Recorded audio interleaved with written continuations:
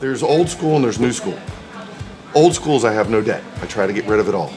New school has More debt. Grant Cardone. I'm choking. I need a loan and take as much money as I can to buy as much as I can. It's choking the in American debt. way.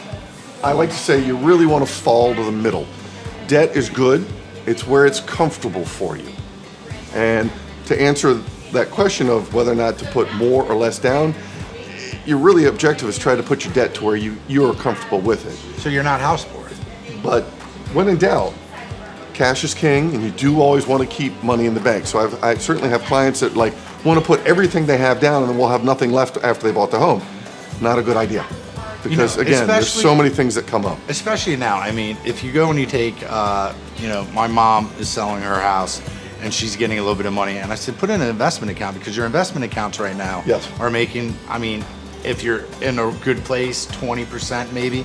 And if you go and you put 3% down and you take the rest of your money in an investment account and you're getting a rate of, I think your rate now 3.625, Sure. and you're making 20%, it makes more sense to put your money over there and pay your mortgage down and make more money on your investments. And I think first-time home buyers don't realize that. It's the financial term sometimes can be it's buying term and investing the difference versus Yeah. buying a whole life. You like whole life. I like them both, Yeah, actually. I do like them both. I think there's a value for both. He's conservative, I'm all in. There's a value for both. You look at each client individually and you try to give them that advice on what would be best for them to do. By all means, if you can find 100% programs and the rates aren't too much higher, there's a thought to that can make more sense than putting 3% down versus 3 and 5. So each one has sort of a comparison point. Yeah, he'd rather put in his 401k. Call me to help you try to see what's best for you. Yeah.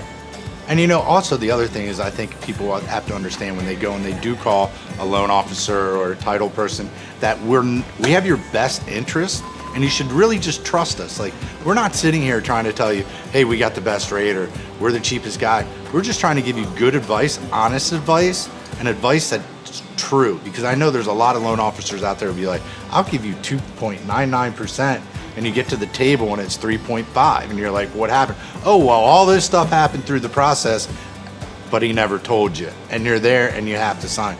You don't want to be put in that position. So you really want to make sure that your loan officer is a good loan officer and is truthful, and is a truthful loan officer like this guy over here is.